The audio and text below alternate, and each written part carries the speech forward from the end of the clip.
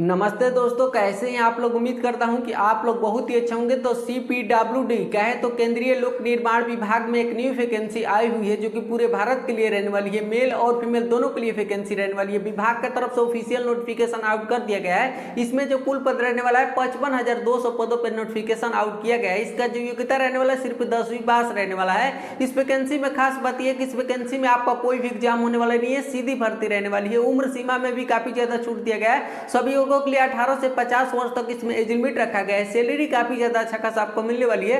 55,000 से 81,000 आपकी सैलरी मिलने वाली है। इस वैकेंसी के बारे में पूरा डिटेल से आपको इस वीडियो में बताने वाला हूं। इसका आवेदन करने की जो अंतिम तिथि रहने वाला है 31 जुलाई 2026 इसका लास्ट डेट है। तो ये भर्ती में बहुत भाई बहन आवेदन कर चुके हैं, लेकिन अभी तक से ये भर्ती के बारे में आपको कुछ भी पता नहीं है। तो फुल वीडियो को वॉचिंग करिएगा। आपको आवेदन करने के लिए साइबर कैफ पे जाना नहीं पड़ेगा। मैं आपको इस वीडियो में बता दूं कि अपने फोन से आप लोग आवेदन कर लेंगे। आवेदन करने के लिए क्या क्या डॉक्यूमेंट की रिक्वायरमेंट रहने वाली, इस वैकेंसी का पूरा सिलेक्शन प्रोसेस का नोटिफिकेशन पे ले जाकर आपको पूरी जानकारी देने वाला हूं।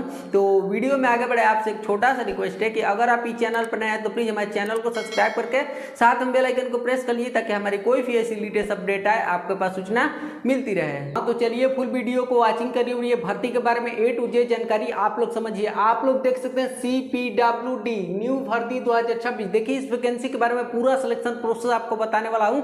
आप लोग देखिए इसको शॉर्टकट में लिखा हूं। देखिए जो इसका फुल फॉर्म होता है क्या, तो सेंट्रल पब्लिक वर्क डिपार्टमेंट, जिसको आपको क्या तो हिंदी में कहते हैं केंद्रीय लोक निर्माण विभाग। देखिए डिटेल से आपको बताने वाला हूं। आप लोग देखिए इस वैकेंसी में क्या, तो इस वैकेंसी में नो एग्जाम, इस वैकेंसी में आपका किसी प्रकार का एग्जाम होने वाला नहीं है। आप लोग सैलरी देख सकते हैं। सैलरी आप लोग देख सकते हैं 55,000 से 81,000 आपकी सैलरी मिलने वाली है।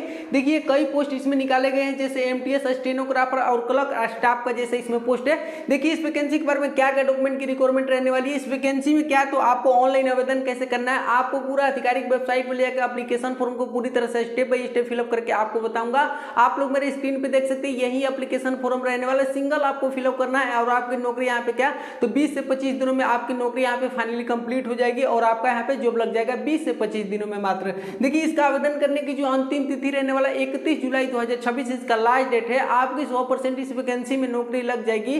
क्या है कि आपको थोड़ा सा अपना कीमती समय निकाल के 2-3 मिनट यहाँ पे आप लोग टाइम दे दीजिए और अपनी लाइफ को वेस्ट कर लीजिए। तो चलिए इसके बारे में आपको पूरा डिटेली बताता हूं, आप लोग समझिए। देखिए क्या, तो डीपली आपको बता रहा हूं। देखिए क्या, तो हु कैन अप्लाई, मतलब इस वैकेंसी में कौन कौन लोग आवेदन कर सकते हैं। तो देखिए क्या, तो male and female all India candidates, मतलब आप लोग देख सकते हैं मेल और फीमेल ऑल इंडिया कैंडिडेट्स, मतलब आप पूरे भारत में किसी भी राज्य से हो, चाहे आप मेल हो या फीमेल हो, आप इस वैकेंसी में इजिली आवेदन कर सकते हैं। देख सकते हैं ये सभी राज्यों के लिए वैकेंसी रहने वाली है। बात करें क्या, अप्लाई मोड की बात करें, किस वैकेंसी में आपका अप्लाई मोड क्या रहने वाला है। तो देखिए जो इस वैकेंसी में आपका अप्लाई मोड रहने वाला है, आपको ऑनलाइन के माध्यम से यहाँ पे आवेदन करना है। आप लोग देखिए आपको कैसे आवेदन करना है, ये मेरी जिम्मेदारी है। मैं आपको बताऊंगा कि कैसे आपको यहाँ पे आवेदन करना है।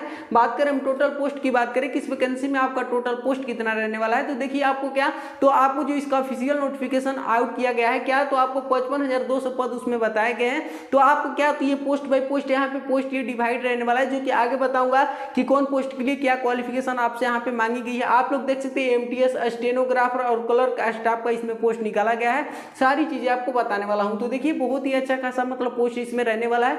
55,200 इसमें पद रहने वाला है। बहुत ही बम्पर पदों पे ये वैकेंसी निकाली गई है और बहुत ही लंबे समय के बाद निकाली गई है। देखिए बात करें क्या, तो एजुकेशन क्वालिफिकेशन की बात करें, किस वैकेंसी में आपकी योग्यता क्या मांगी गई है। तो अगर आपने क्या तो 10वीं पास कर रखे हैं, क्या तो 10वीं पास कर रखे हैं। अगर आपने क्या तो 10th पास है, अगर आपने क्या तो 10th पास कर रखे हैं, तो आप इस वैकेंसी में इजीली आवेदन कर सकते हैं। जो आपकी MTS ये पोस्ट दिख रहा है आपके लिए 10th पास यहाँ पे मांगी गई है। और ये पोस्ट जो आपको स्टेनोग्राफर और क्लर्क स्टाफ रहने वाला है, इसके लिए क्या, तो आपके लिए क्या, तो यहाँ पे क्या, तो 12th यहाँ पे पास यहाँ पे आपसे मांगी गई है। तो आप लोग देख सकते हैं, तो आपने अपना क्वालिफिकेशन के हिसाब से आप लोग देख लीजिएगा कि कौन पोस्ट के लिए आप एलिजिबल हैं। आप लोग उसमें यहाँ पे फिलअप कर लीजिएगा। तो मिनिमम अगर आप 10th पास है तो आप इस वैकेंसी में आवेदन कर सकते हैं। मिनिमम आपकी 10th पास यहाँ पे मांगी गई है, लेकिन इसमें जो 2 पोस्ट जो है इसके लिए आपकी 12th पास यहाँ पे मांगी गई है। अब बात करें हम क्या, तो आपका एज लिमिट की बात करें, किस वैकेंसी में आपका एज लिमिट क्या रहने वाला है। तो देखिए जो इसमें आपका एज लिमिट रहने वाला है क्या, तो 18 से क्या तो 45 वर्ष, 18 से क्या तो 45 वर्ष यहाँ पे आपका एज लिमिट रहने वाला है। 18 से 45 वर्ष, जो कि सभी कैटेगरी के लिए, चाहे आपने क्या, तो चाहे आपने जनरल कैटेगरी से हो, चाहे आपने OBC कैटेगरी में आते हो या SC ST कैटेगरी में आते हो, ये सभी कैटेगरी में चाहे आप मेल हो या फीमेल हो, अगर आते हो तो आपके लिए मिनिमम ईयर्स आपका 18 ईयर्स होने चाहिए। मैक्सिमम आपके 45 ईयर्स आपके यहाँ पे एज लिमिट होने चाहिए। देखिए एज में काफी ज्यादा आपको छूट देखने के लिए मिल रहा है। बहुत ही अच्छी खासी ये वैकेंसी रहने वाली है। बात करें इस वैकेंसी में आपका एप्लीकेशन फी की बात करें कि इस वैकेंसी में आपको आवेदन करने के लिए कितना पैसा पे करना पड़ेगा, तो आप लोग देख सकते हैं इस वैकेंसी में नो फीस, वैकेंसी में आपको 1 रुपये भी नहीं लगने वाला है आवेदन करते समय। और ना आपकी जब ये डिपार्टमेंट में चयन हो जाएगा तो जब आप लोग जॉब करने जाएंगे तो वहां से कोई डिपार्टमेंट का आदमी बोलेगा कि मुझे 500 रुपये दे दो, 1000 रुपये दे दो, 2000 रुपये दे दो, किसी को भी आपको 1 रुपये नहीं देना है, किसी दलाल वगैरह के यहाँ पे फेरा में नहीं पड़ना है। अब बात करें इस वैकेंसी में नो एग्जाम, इस वैकेंसी में आपका किसी प्रकार का एग्जाम होने वाला नहीं है। तो आपके मन में डाउट होगा कि जब इस वैकेंसी में आपका एग्जाम नहीं होगा तो मेरा सिलेक्शन कैसे होगा। देखिए अब मैं आपको बताता हूँ कि कैसे आपका इस वैकेंसी में सिलेक्शन होगा। देखिए जो आपका सिलेक्शन होने वाला है क्या, तो selection will be based on the merit. आपका क्या, तो सिलेक्शन किसके बेसिस पे होने वाला है, तो selection will be based on merit. आपका जो सिलेक्शन होगा आपका क्या, तो परसेंटेज के बेसिस पे आपका इस वैकेंसी में सिलेक्शन होने वाला है। अभी आपको थोड़ा सा डीपली बता दूं कि कैसे आपका सिलेक्शन होगा। देखिए अभी आप लोगों ने देखे होंगे कि अभी जीडीएस की पोस्ट निकाली गई थी क्या, तो जीडीएस की पोस्ट निकाली गई थी, ग्रामीण डाक सेवक की पोस्ट निकाली गई थी। इस वैकेंसी में किसी प्रकार का एग्जाम हुआ ना, किसी प्रकार का फिजिकल हुआ ना, किसी प्रकार का इंटरव्यू ना, किसी प्रकार के एक्स्ट्रा डॉक्यूमेंट मांगे गए। सिलेक्शन जो हुआ तो ये सिलेक्शन विल बी बेसिड, मतलब कि आपको मेरिट के बेसिस से सिलेक्शन हुआ उस वैकेंसी में। और ये भी जो वैकेंसी निकाली गई है आपको मेरिट बेसिस रहने वाली, इसलिए उस वैकेंसी का आपका उदाहरण लिया क्योंकि 2 मंथ पहले अभी निकाली गई थी, तो आपको पता होगा कि कैसे उस वैकेंसी में चयन हुआ। अब देखिए आपको बताता हूं कि कैसे आपका चयन होगा इस वैकेंसी में। देखिए इस वैकेंसी में आपके क्या, तो जो ये एमटीएस पोस्ट रहने वाला है इसके लिए 10th पास यहाँ पे मांगी गई है। तो अगर आपने यहाँ पे क्या 10th पास से जब आवेदन करेंगे एमटीएस में तो आपका डिपार्टमेंट यहाँ क्या देखेगी कि आपके 10th के मार्कशीट में कितना परसेंटेज है, परसेंटेज के बेसिस पे आपका फाइनली यहाँ पे सिलेक्शन होने वाला है। उसी को आपको मैं बोल रहा हूँ selection will be based on merit. आपका सिलेक्शन जो होगा परसेंटेज के बेसिस पे आपका यहाँ पे सिलेक्शन होने वाला है। तो आपका परसेंटेज देखा जाएगा, जिसका अच्छा परसेंटेज होगा उसका इस वैकेंसी में फाइनली सिलेक्शन होगा। ऐसे ही आपने जब आप स्टेनोग्राफर और क्लर्क का स्टाफ में जब आवेदन करेंगे इसके लिए 12th पास मांगी गई है। तो आपको जब 12th लगाएंगे तो इसके 12th का परसेंटेज यहाँ पे देखा जाएगा कि आपका 12th में कितना परसेंटेज है। आपका परसेंटेज अच्छा होगा तो फाइनली इस वैकेंसी में आपका सिलेक्शन हो जाएगा। ऐसे आपका ये वैकेंसी में सिलेक्शन होने वाला है। एक बात और, अगर आप लोग जानना चाहते हैं कि मेरा इस वैकेंसी में सिलेक्शन हो गया नहीं आवेदन करने से पहले ही, तो क्या करिएगा, मेरे चैनल को सब्सक्राइब करके और अपना 10th और 12th का परसेंटेज मेरे वीडियो में आप लोग कमेंट करिएगा। मैं आपको कमेंट के माध्यम से बता दूंगा कि इस वैकेंसी में सिलेक्शन हो गया नहीं, क्योंकि मुझे पता है कि इस वैकेंसी में आपका परसेंटेज भाई कोट ऑफ कितना जाने वाला है। तो प्लीज अपने चैनल को सब्सक्राइब करके और अपना क्वालिफिकेशन परसेंट जरूर कमेंट करिएगा ताकि मैं आपको बता दूं, सेकंडों में आपको रिप्लाई दूंगा, घबराने की बात नहीं है। आप लोग समझ गए। आप लोग उम्मीद करता हूं कि जो मैं बताया सिलेक्शन प्रोसेस आप लोग समझ गए होंगे कि कैसे सिलेक्शन होगा। अब आगे बढ़ते हैं। देखिए क्या, तो पोस्ट नेम की हम बात करें कि आपका पोस्ट नेम क्या रहने वाला है, पद जो नेम रहने वाला आपका क्या, तो एमटीएस का एक पोस्ट रहने वाला है, मल्टीटास्किंग स्टाफ का पोस्ट रहने वाला है। इसके बाद क्या, तो स्टेनोग्राफर का पोस्ट रहने वाला है, और क्या, तो क्लर्क का स्टाफ का यहाँ पे पोस्ट रहने वाला है। देख सकते हैं आप लोग, देख सकते हैं यही 3 पोस्ट जो रहने वाला है आपका ये वैकेंसी में निकाली गई है। बात करें हम क्या कि सैलरी की बात करें कि सैलरी क्या रहने वाली है, तो जो सैलरी आपकी क्या, तो 55,000 से 81,000 जो सैलरी रहने वाली है स्टेनोग्राफर की और क्लर्क का स्टाफ की रहने वाली है। पहले ही मंथ से इनकी 55,000 सैलरी यहाँ पे दी जाएगी, और जैसे जैसे ये ओल्ड होते जाएंगे इनकी सैलरी यहाँ पे क्या, तो 81,000 इनकी सैलरी यहाँ पे कर दी जाएगी। और जो एमटीएस की सैलरी रहने वाली है, मल्टीटास्किंग स्टाफ की सैलरी रहने वाली है, तो इनकी पहले मंथ से यहाँ पे क्या, तो 35,000 सैलरी यहाँ पे दी जाएगी, और जैसे जैसे ये ओल्ड होते जाएंगे इनकी सैलरी यहाँ पे क्या, तो यहाँ पे क्या, तो 55,000 इनकी भी सैलरी यहाँ पे कर दी जाएगी। आप लोग देख सकते हैं 55,000 इनकी भी सैलरी यहाँ पे हो जाएगी फाइनली। तो सैलरी दोनों पोस्टों में, मतलब जो पोस्ट है वो मतलब कि अच्छी लेवल की है, सैलरी भी यहाँ पे अच्छे यहाँ पे मिल रही है। कोई आपको यहाँ पे क्या, तो आपको कोई मतलब कि ईंट पत्थर नहीं धोना है, बहुत ही शानदार नौकरी रहने वाली, वो भी मेरिट बेसिस। आप लोग समझ गए। अब देखिए क्या कि सिलेक्शन प्रोसेस क्या रहने वाला है इस वैकेंसी का। देखिए इस वैकेंसी में आपका सिलेक्शन प्रोसेस क्या रहने वाला है इसको आप लोग समझिए। तो देखिए जो आपका सिलेक्शन प्रोसेस रहने वाला है, सबसे पहले आप जब इस वैकेंसी में जब आवेदन करेंगे तो सबसे पहले आपको परसेंटेज वाइज शॉर्ट लिस्टिंग किया जाएगा कि आपका परसेंटेज कितना है। जब आपका क्या, तो परसेंटेज जब अच्छा होगा तो आपके पास क्या, तो आपके पास जीमेल किया जाएगा। जब आपके पास जीमेल किया जाएगा और आपको डॉक्यूमेंट वेरिफिकेशन के लिए बुलाया जाएगा, जब उन्हीं को बुलाया जाएगा जिनका परसेंटेज अच्छा होगा। बात को समझ लीजिएगा हमारी। तो आपका जब इस वैकेंसी में जो चयन की प्रक्रिया रहने वाली है, आपको परसेंटेज बाई शॉर्ट लिस्टिंग किया जाएगा। इसके बाद परसेंटेज अच्छा होगा तो डॉक्यूमेंट वेरिफिकेशन के लिए बुलाया जाएगा। जब आपकी फाइनली डॉक्यूमेंट वेरिफिकेशन हो जाएगी तो 15 से 20 दिनों में आपकी मेरिट लिस्ट यहाँ पे क्या, तो आउट कर दी जाएगी, और मेरिट लिस्ट में नेम आ जाता है तो फाइनली आपका इस वैकेंसी में सिलेक्शन हो जाता है।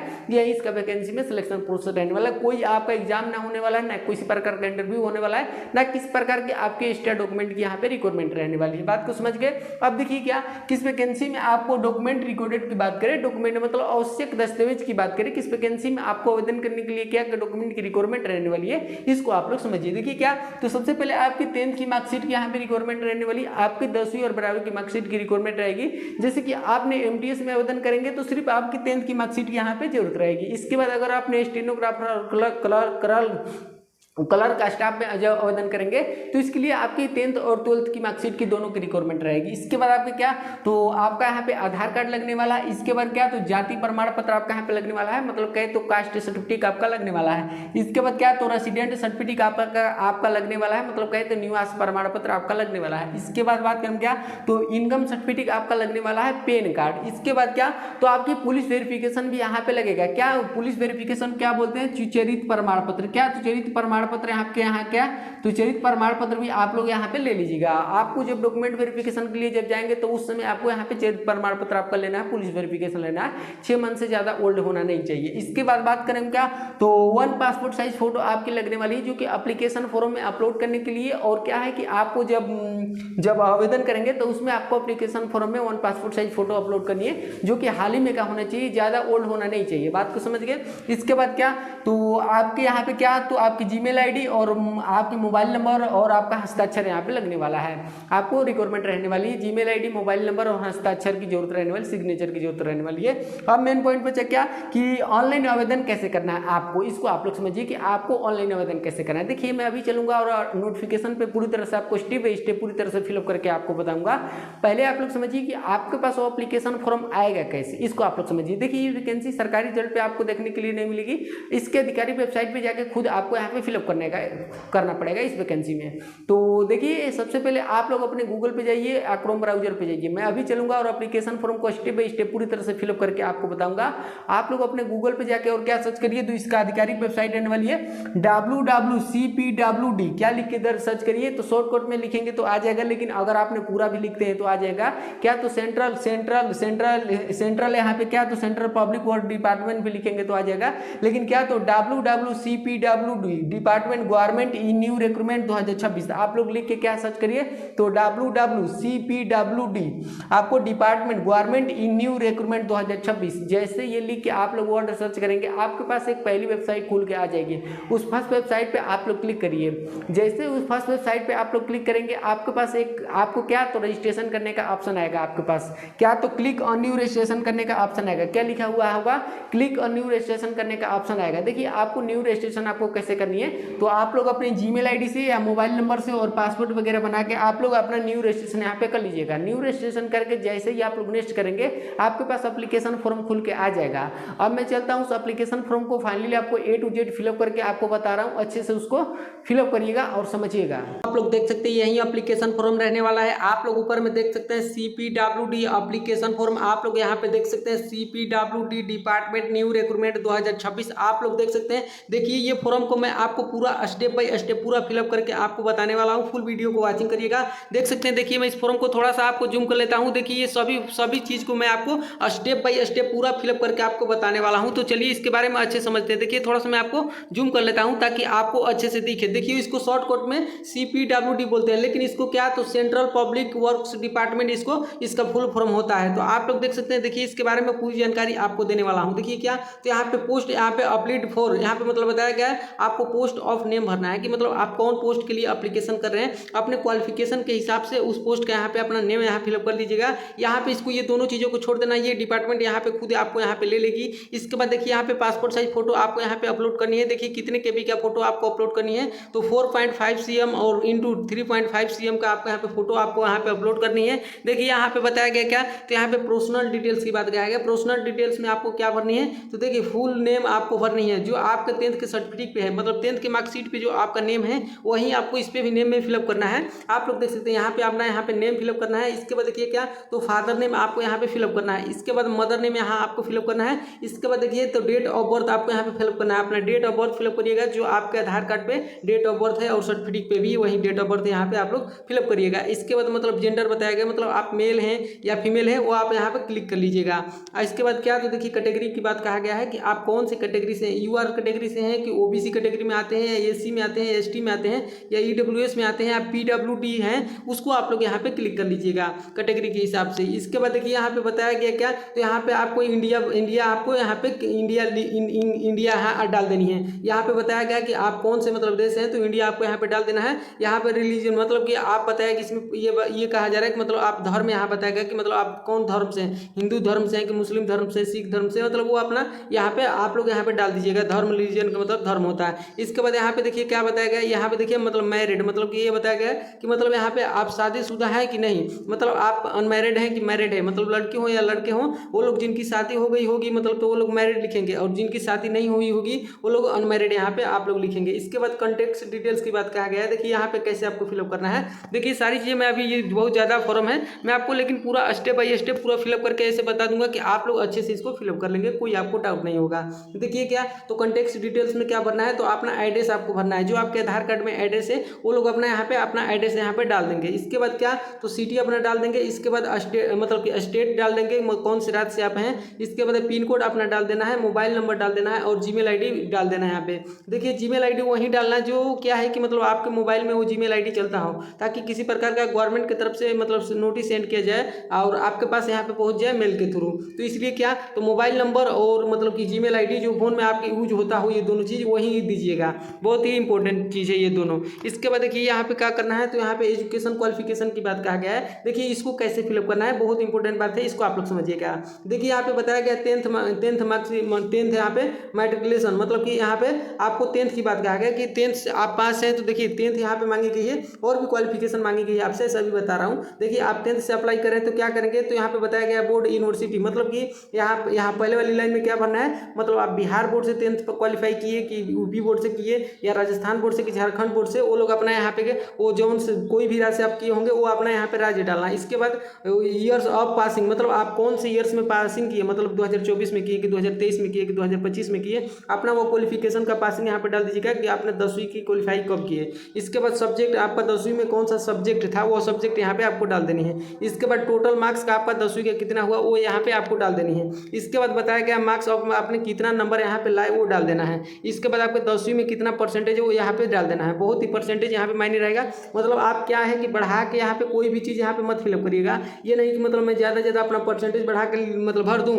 तो क्या है कि आप डॉक्यूमेंट वेरिफिकेशन के टाइम छट जाएंगे, आप जुर्माना भी लग जाएगा। तो जितना आपका है परसेंटेज उतना ही फिलअप करिएगा। इसके बाद देखिए यहाँ पे 12th मतलब इंटरमीडिएट कहा गया है, आपने मतलब कौन से बोर्ड से इंटरमीडिएट की 12वीं पास कौन से बोर्ड से किए, यूपी बिहार झारखंड, वो लोग फिलअप कर दीजिएगा उस राज्य का। इसके बाद कौन से ईयर्स में किया आपने सब्जेक्ट, आपके मतलब 12वीं में किया था, साइंस से किए कि आर्ट से किए तो कॉमर्स से किए, मतलब वो अपना यहाँ पे डाल देंगे। इसके बाद टोटल मार्क्स कितने का था आपका 12वीं का, इसके बाद आप कितना नंबर लाए, कितना परसेंटेज 12वीं में है। ऐसे ही अपने डिप्लोमा वगैरह किए हैं तो डिप्लोमा डाल दीजिएगा, कौन सी ईयर्स में कितने सब्जेक्ट का था, टोटल मार्क्स का कितना नंबर लाए, कितना परसेंटेज है आपने किए होंगे। तो ये सब आपके पास ग्रेजुएशन नहीं होगा, अगर आपके पास ग्रेजुएशन नहीं किए होंगे, क्वालिफिकेशन आपके पास नहीं होगा, तो ये सब खाली छोड़ देना, कोई यहाँ पे मतलब बात नहीं है। यहाँ पे दे दिया गया है हाईएस्ट एजुकेशन क्वालिफिकेशन यहाँ डिपार्टमेंट की तरफ से। ऐसे ही ग्रेजुएशन आपने क्वालिफाई किए होंगे तो कौन सी यूनिवर्सिटी से किए वो डाल देना है। यूनिवर्सिटी है आपने ईयर्स डाल सकते हैं, यूनिवर्सिटी यहाँ पे डालिएगा, यूनिवर्सिटी यहाँ पे दिया गया है तो यूनिवर्सिटी डालिएगा, कौन सी यूनिवर्सिटी से किए, कौन से ईयर्स में किए, सब्जेक्ट कौन सा आपके ग्रेजुएशन में था, साइंस कॉमर्स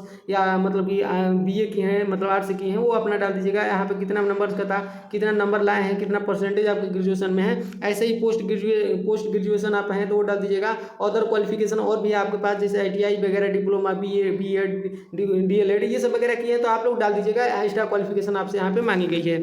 तो अब देखिए इसमें क्या, अब देखिए यहाँ पे क्या भरना है आपको, तो देखिए यहाँ पे एक्सपीरियंस डिटेल्स की बात कहा गया है। एक्सपीरियंस अगर आपके पास मतलब विवरण है इसका, कई मतलब कि आपने इसके कोई विभाग में काम किए हैं, अभी कर रहे हैं, कोई कंपनी में कर रहे हैं, तो यहाँ पे मतलब एक्सपीरियंस मांगी गई है आपसे। यहाँ पे क्या, तो यहाँ पे नेम ऑफ ऑर्गेनाइजेशन, मतलब कि उस कंपनी का नेम यहाँ फिलअप करना है। जैसे कि क्या, तो UPSC मतलब कि चाहे जो भी मतलब चाहे FCI में किया है, चाहे बैंक विभाग में किए हैं, कोई कंपनी में कर रहे हैं आप लोग, तो वो लोग यहाँ पे डाल दीजिएगा। आपने उस कंपनी का नेम यहाँ फिलअप कर दीजिएगा।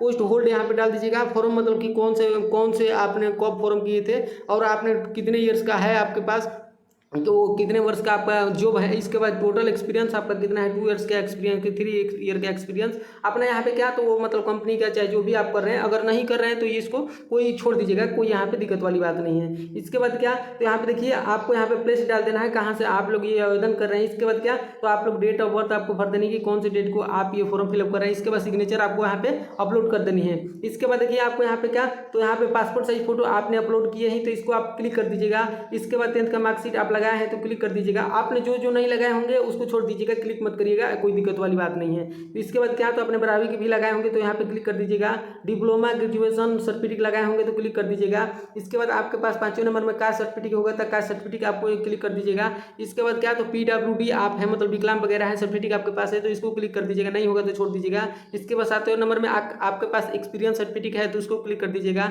इसके बाद यहाँ पे 8वें नंबर में क्या, तो ID प्रूफ में आपके पास आधार कार्ड, पैन कार्ड और भी आपके पास है अदर ड्राइविंग लाइसेंस और भी घोषणा प्रमाण पत्र, तो ये सब आपको यहाँ पे क्लिक कर देना। आधार कार्ड आपके पास होगा ही, यहाँ पे और रिलेटेड डॉक्यूमेंट्स मतलब कि और भी एक्स्ट्रा डॉक्यूमेंट होगा, इसको भी आप लोग क्लिक कर दीजिएगा। सिग्नेचर आपने यहाँ पे अपलोड किए हैं तो इसको भी 10वें नंबर को भी आप लोग क्लिक कर लीजिएगा। तो अपने हिसाब से आप लोग देख लीजिएगा कि आपके पास क्या क्या क्वालिफिकेशन है और क्या क्या आपके पास डॉक्यूमेंट है, उसके हिसाब से आप लोग यहाँ पे चुन लीजिएगा। तो इसको पूरा डिटेल से मैं आपको यहाँ पे बता दिया हूँ। इस फॉर्म को अच्छे से फिलअप करके बताऊँ कि जैसे जैसे आपको मैं एप्लीकेशन फॉर्म को फिलअप करके आपको बताया हूँ, आपने भी फिलअप कर लिए होंगे। तो इस वैकेंसी का पूरा सिलेक्शन प्रोसेस रहने वाला है, A to Z जानकारी आपको इस वैकेंसी के बारे में दे दिया हूँ। कुछ डाउट होगा तो वीडियो में कमेंट करके हमसे पूछ सकते हैं। याद रखिएगा एक बात, आपको चैनल को सब्सक्राइब करके और अपना क्वालिफिकेशन का परसेंटेज जरूर कमेंट करिएगा ताकि मैं आपको बता दूं कि आपका इस वैकेंसी में सिलेक्शन होगा नहीं। तो ऐसे ही जो भी लेटेस्ट वैकेंसी का अपडेट आता है चैनल के माध्यम से आपको A to Z जानकारी देता हूँ। तो एक छोटा भाई होने के नाते मैं आपसे रिक्वेस्ट करता हूँ कि प्लीज चैनल पर नए हैं तो प्लीज हमारे चैनल को सब्सक्राइब करके साथ में बेल आइकन को प्रेस कर लीजिए। फिर किसी मिलते हैं ऐसे लेटेस्ट भर्ती के अपडेट के साथ। जय हिंद।